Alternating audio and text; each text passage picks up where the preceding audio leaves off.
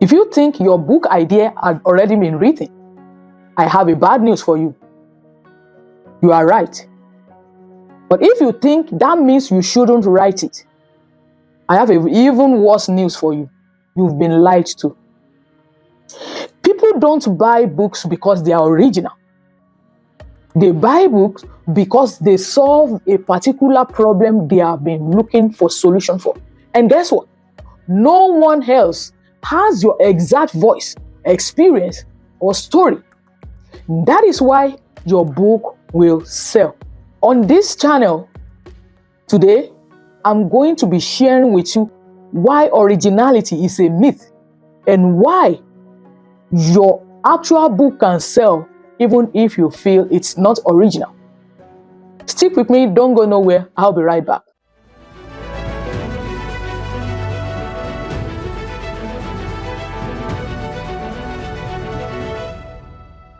Hi everyone, welcome back. My name is Adiola Atekweja, a book writing coach and publishing strategist. I help aspiring authors, professionals, write, monetize, and publish their book in a successful manner. Today's topic is why originality is a myth. Have you ever felt somehow because you wanted to write a book and only because you discover that the title has been written about?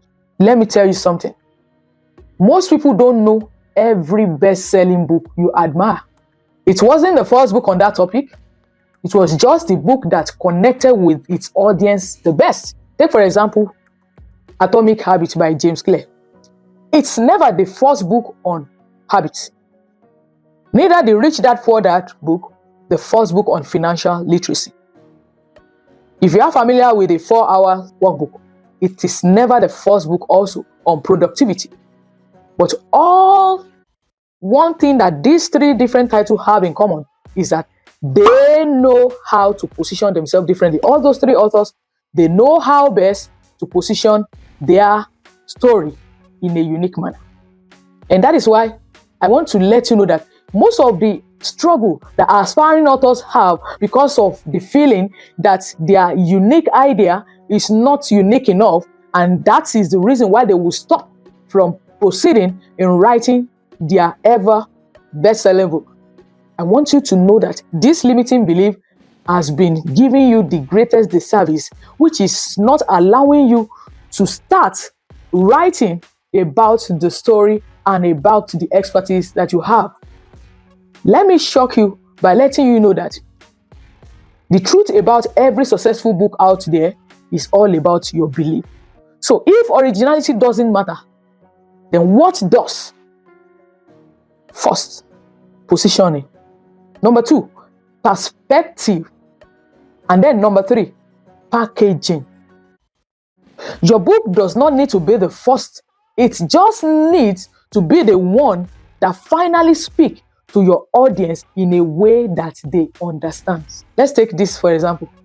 If you have like 5 different people who are, let's say they are looking forward to losing their weight, and if one coach or one particular author decide to create a book specifically for new moms who want to go get fit without spending extra hour in the gym, who do you think that audience is going to listen to? For as many of us that can relate to this story, like when you are just new moms and you've just added a lot of weight because of your state of nursing your baby, and then shortly you are looking for how you can just make sure you don't lose your size and you want to keep fit. If you decide to write a book that is targeted and directly addressing new moms, who do you think will buy the book? So this is why I want you to see that originality doesn't matter. It is how you position. And that is why I'm sharing this, that your audience is waiting for your version of your message. So I remember when I had my baby, COVID and post-COVID, I was very, very obese. I was weighing 170 lb, thereabout. And with regards to this positioning, if you look at it, if you write that book and you are targeting new moms who want to lose their weight, automatically you already know that that book is going to sell, because every audience out there is waiting for your version of your message with your own experience and in your language. And that is what makes you different from any other person. And fast forward to now, I think I'm doing better. I'm now at 140 plus. And that is why position matters. Number 2, we talk about perspective. And why does perspective matters? Let me define perspective. It is how you uniquely approach and interpret a topic based on your experience, based on your belief, based on your insight. It is like your own lens and the way your own worldview and philosophy are shaping that version of message that makes it different from others. And this is what makes it stand very unique. The fact that if a book has been written before, your personal take is what makes it fresh.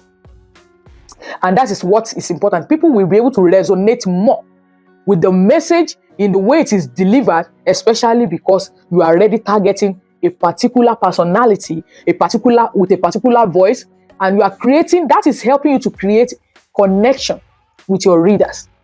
And many of those other books might not be able to do that effectively with what they want to have. Like in that example of me when I had my last baby, you could see how it is tailored to only moms, and the experience and the touch and even the voice can resonate more with them. Let me share an example of one of these books. I mentioned earlier that Atomic Habits by James Clear, is not the first book that talks about productivity, but his own clear perspective on identity-based habit formation is what makes it feel different and feel fresh from the rest of the book. So perspective matters. Your own unique understanding, identity, and the way you resonate that makes the idea you are sharing so unique and different from the rest. And I wanted to ask you, if you want to write a book now, how can you apply this into it? The first thing is for you to ask yourself this question: what is my personal take on this topic that nobody else is talking about? And what are the real life experience that can give you a unique framework and insight that is different from others? So instead of just giving how-to information, you can now begin to see why your perspective can shape the difference and make the difference from other people in that same niche who are writing book and who are doing any of such. Number 3 is packaging. Packaging. It is all about how you present and position your book for success. Packaging talks about the structure, the brand you present your book, and it's also talking about how you're able to appeal with the right audience. How you're able to do it, and it is not only about the cover. Some of you might just be thinking, oh, packaging is just about the cover. No, it is about how you position your book in the market. People judge book by their covers. Let's agree, that is true. But the element of title and packaging that I want to stress more, without your name or the market or what have you, is number 1, the subtitle and the title. It must be very, very clear and in such a way that is compelling and can instantly communicate the transformation that is inside the book. So when you talk about packaging, we look at this element of title and subtitle in such a way that is easily communicating the transformation that your readers are going to get. Also, number 2, when we talk about cover design, it is all about a professionally high quality cover design that is credible and that is quality. Also, another point that is embedded in how packaging helps communicate your authentic voice and uniqueness in your book is the description. When you look at the book description that is at the back, or maybe wherever you have placed your book, it should speak directly to the reader's pains, their desires, what they want to see take place in their life. So you are being able to write a description that is positioning the specific audience that you want your book to reach. Especially when you narrow it down. There's something my mentor taught me about book writing. He says marketing is targeting. So when you position your book description in such a way that is addressing clearly the pains and the problems of your people, it makes the book stand out from others in the same niche.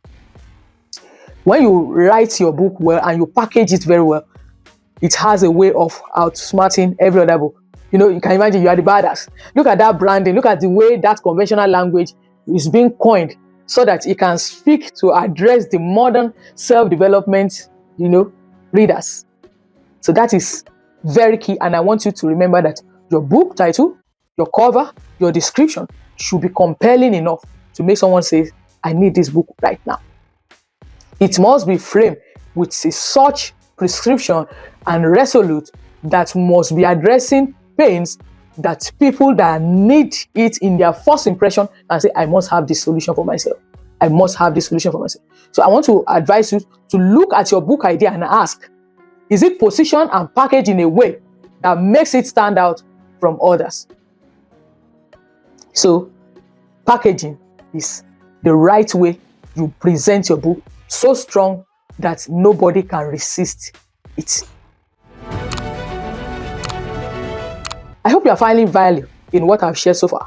Without wasting much time, I want you to stop overthinking and take the first step towards becoming a best-selling author by deciding to write your book and take the right step. I don't want you to waste any further time again in overthinking this, because while you are waiting, while you are overthinking, other people are taking the step and they are getting their book done. So I want to encourage you today, after watching this video, your course of inaction can cost you a lot. And I want to encourage you that every day you don't write your book, someone else is going to publish this. Every day you don't write your book, someone else is going to publish this. Your audience are still looking for answers, but they are buying from someone else. And the longer you wait, the longer your impact and income is delayed. The longer you wait, the longer your impact and income is delayed. So what are you waiting for? Stop waiting, start writing. Remember, your audience are waiting. Let's now look at some of the actionable solutions that you want to take in validating your idea and in making sure that whatever idea and story you have decided to share is still unique and can sell anytime. First and foremost, let's do this. How can you validate your idea? Google the topic, the idea you have in mind. If the book exists, that gives you number one tip that book is in demand. If that title exists, that subject you want to write about, if you Google it, it shows that there is a demand for it. Now, the next thing for you to do is to find a unique angle, a personal story that can help you tell that story in such a way that you can help somebody. Who are the people you want to help? Is it people above 50? Is it people in their middle age? Is it people that are retirees? So when you are able to find a unique angle on who you want your book and your story and expertise to help, then you can decide to do a test. You can just run a post on your social media by just sharing the idea and getting the first-hand reaction of what people will say. By that, you are able to validate. Doing so, you are able to validate your thoughts and you are able to know whether your idea is worth sharing. If you want a clear step that can help you even go beyond this, I have a special framework that I created, and it is a framework that is going to help you to write and publish fast in such a way that you're able to, decongest every myth and everything that is making you to feel your idea is not valid. I want you to check the link in the description after this video, and you're going to be seeing a best-selling idea on how you can read your idea and make it worth reading. I want to conclude by saying that your book writing journey is not complete if you don't validate your idea. And I want you to stop overthinking whether the book will sell, whether somebody will buy it, or whether the idea looks vague. I want you to know that the very reason that is making you to feel that your book idea is not original is the very reason why you must know that there is something about that topic that people are waiting to see. I hope you find value in all the 3 points I've shared with you today. I want you to go and download the link in the description button on how you can bring to life your best-selling idea and how you can stop overthinking and begin to commit yourself to a unique perspective and action that is going to bring your book to life. Your book is a money machine. Remember, and stop procrastinating. Thank you for watching. This is where I will be stopping today. And next week is another time. You don't want to miss it, where I'll be sharing with you tips, tools, frameworks that can help you monetize and package your story in a unique manner that will make you the impact and the income you have been waiting to have. Until I see you next time, keep writing. Don't stop, because your dreams and ideas are valid.